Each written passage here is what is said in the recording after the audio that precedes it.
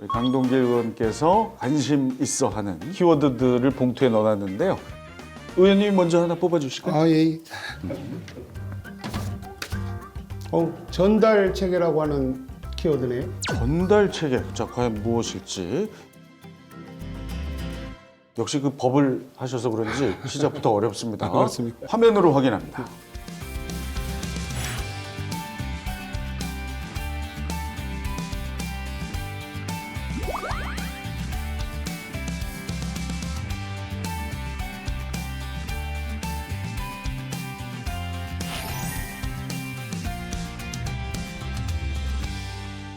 야, 주거복지센터라는 이야기는 좀 생소해 하실 것 같은데 이게 서울에서 운영하는 겁니까? 시에서? 주거복지센터는 우리 저소득 또 빈곤층인 우리 주거 취약계층에 대한 주거 이기 문제를 해결하기 위해서 2007년부터 민간에서 시작했던 사업이고요.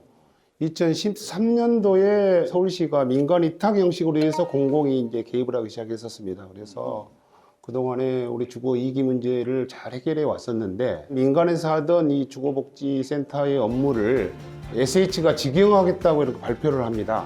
발표를 해서 주거복지 전달 체계에 관한 문제가 지금 핫 이슈로 떠오르고 있는 거죠. 그러면 지금 현재 SH가 직영하는 거 그리고 또 민간이 운영하는 거, 이게 혼합돼 있나요? 그렇습니다. 원래는 민간 위탁 형식으로 해서 다 했던 것을 21년도에 이제 SH가 직영했다고 발표하면서 9개에 대해서는 SH가 직영을 하고 있고 16개는 기존의 방식대로 그대로 민간 위탁으로 지금 운영을 하고 있는 거죠. 근데 그냥 얼핏 들으면 이 공공이 맡아보겠다. 이거 뭐 이렇게 긍정적일 수 있지 않습니까? 어떻습니까? 공적 책임을 강화하는 방향에서는 뭐 반대할 사람이 없을 겁니다. 그동안에 민간이 이제 계속 해왔던 이 주거복지 전달에 관한 노하우라든가 네트워크 이것을 공공으로 이전하는 과정 속에서 그게 온전하게 이전이 될까 하는 걱정이 있어서 그런 것들이 제대로 이루어지지 않는다고 한다 그러면 우리 주거 취약계층들이 느끼는 만족도가 저하될 수 있다는 이런 우려가 있었고요. 그런 걱정들이 있어서 이번에 제가 이제 주거복지 전달 체계에 관한 토론회를 얼마 전에 개최했었습니다. 어떻게 좋은 이야기들이 좀 나왔어요? 네, 좋은 이야기들도 나왔고 안타까운 이야기도 나왔죠.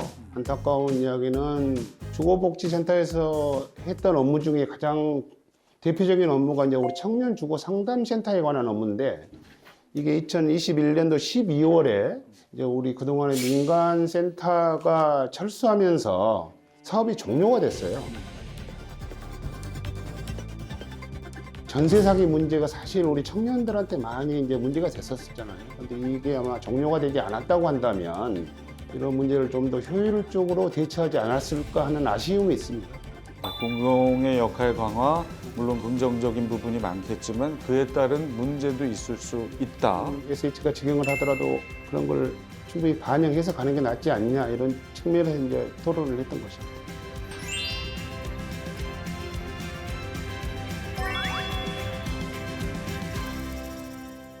자, 그렇다면 이제 다음 키워드를 제가 한번 뽑아봅니다. 이건 아주 간단한 단어인데. 감사. 이 감사는 뭐 예측이 되는데 그 성북 구민분들에게 감사한다. 아마 그건 아닐까 싶고요. 아니에요? 그럼 어떤 감사죠 이게? 우리 행정에 대한 감독과 검사를 한다는 뜻의 감사가 아닌가 싶습니다. 그 감사요. 네. 사실 그 감사가 시의원분들의 가장 큰 업무 중에 하나 그렇습니다. 아니겠습니까? 예. 자, 그럼 우리 강 의원님께서는 그동안 어떤 감사를 하셨는지 화면으로 만나보겠습니다.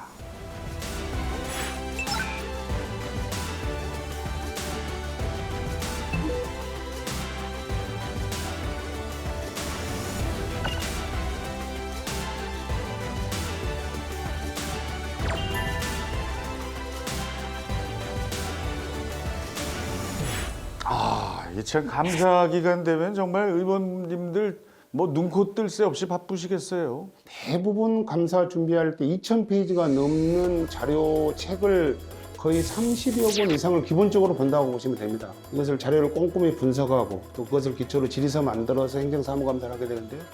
그러다 보니까 때로는 의회에서 밤을 지시오는 경우도 종종 있습니다. 주택공간위원회 소속입니다. 그렇습니다. 네. 주로 어떤 부분을 보셨습니까? 우리 주택공간위원회는 우리가 사는 집의 문제, 주택시장이라든가 전세시장을 안정을 유지하면서 차질 없이 공급 문제가 제대로 되고 있는지, 서울시가 이러한 정책들을 제대로 하고 있는지를 살피는 그런 상임위입니다. 어때요? 그리고 좀 살피시고 나서 좀 나아졌어요? 어때요? 쉽지가 않죠. 지금 인허가 문제라든가 착공, 준공 등 우리 주택공급 세 가지 관련 통계를 작년 행정사무감사를 봤는데 세 가지 다 통계가 심각합니다. 고금리 문제, 원자재가 상승 문제로 인해서 앞으로 향후 3년 내지 5년 후에도 우리 주택 경기가 훨씬 이것보다는 더 어려워질 수 있다. 근데 이제 우리 민간 주택 경기가 얼어붙으면 사실 지분 공급해야 되고 우리 주거 취약계층에 대한 임대주택이 계속적으로 공급이 돼야 되는데 이것을 공공이 대신해야 되는 거잖아요. 그래서 잘하고 있는지, 잘 준비하고 있는지에 대해서 집중적으로 조금 행정사무감사를 통해서 봤던 것 같습니다. 그렇군요. 어떻게 조사한 결과는 어떻게 나왔어요? 3년간 공공전세가 우리 원래 목표치에 13%만 공급되었었어요. 그나마도 전세 보증금을 지원하는 임차형이 대부분이고 다가구나 빌라 등 이런 매입을 통해서 하는 임대는 목표치의 6.5%에 불과했던 걸로 드러났습니다. 임대주택 공급이 어려웠다는 얘기인데요. 그렇습니다. 그 원인은 무엇으로 파악하십니까? 우리 임대주택 공급의 형태가 몇 가지가 있는데요. 공공이 직접 지어서 공급하는 건설형은 전쟁 등으로 인해서 건설비가 이제 폭등을 했고 또 금리가 오름으로 인해서 전반적인 건축 경기 이축으로 해서 충분히 원활히 공급되지 않았다 치더라도 원래 있던 다가구나 우리 다주택들을 매입해서 하는 매입형 임대주택은 하면 되거든요. 근데 그걸 작년도 행정사무감사에 보니까 안 했어요. 우리 서울시의회에서 4천억 예산을 편성했고 서울시 예산이 편성이 되면 국비가 매칭으로 4천억이 같이 내려오거든요.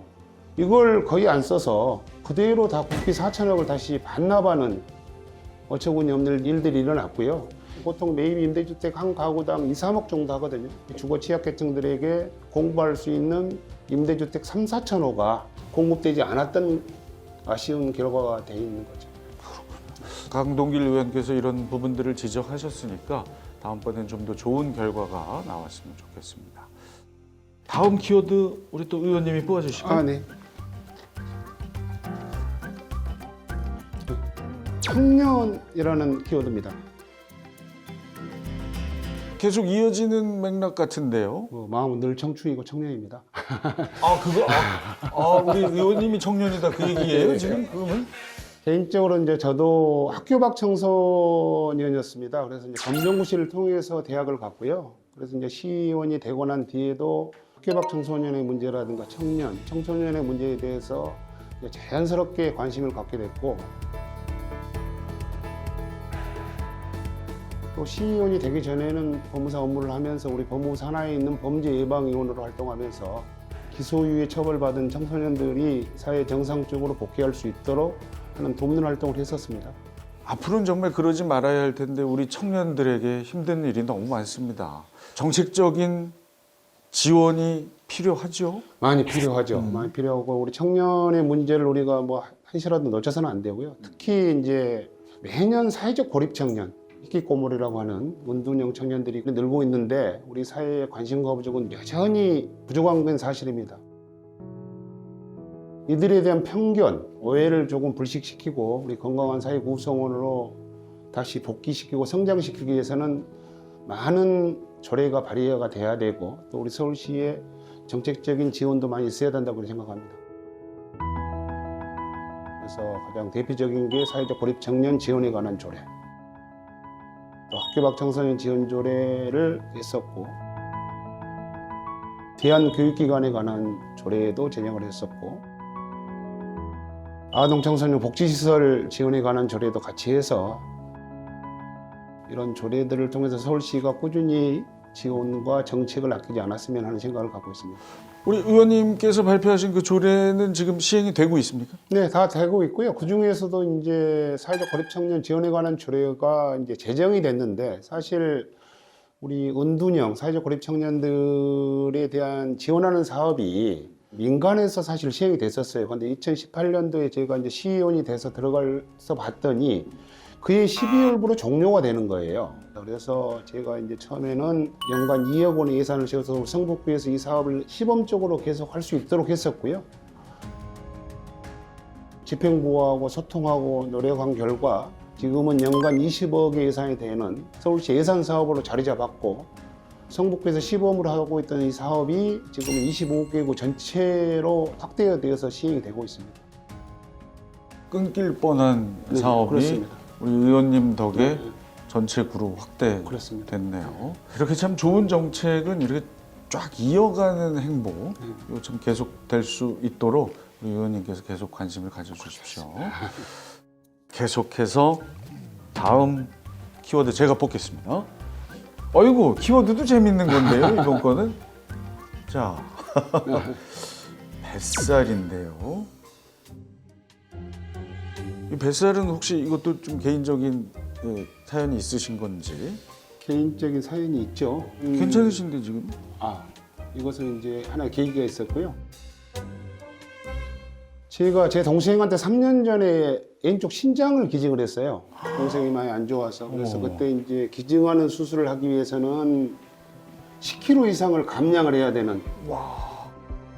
그래서 그때부터 이제 뒷산을 뛰고 또 위에서 집까지 걸어 다니고, 그걸 계기로 인해서 저는 뱃살은 조금 많이 문제가 해결됐고요.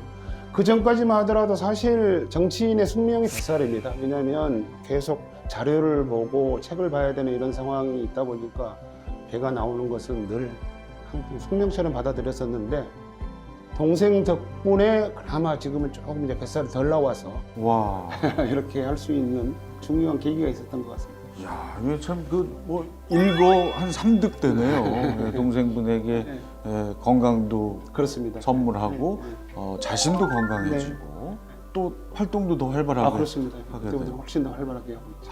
그러니까 이게 참 뱃살이 인덕이다. 이건 옛날 얘기예요. 그건 그냥 마음으로 충분하니까 건강한 몸, 우리 구민분들도 함께 좀 그렇게 해주십사 하는 마음에서 이번 키워드 정하신 것 같습니다.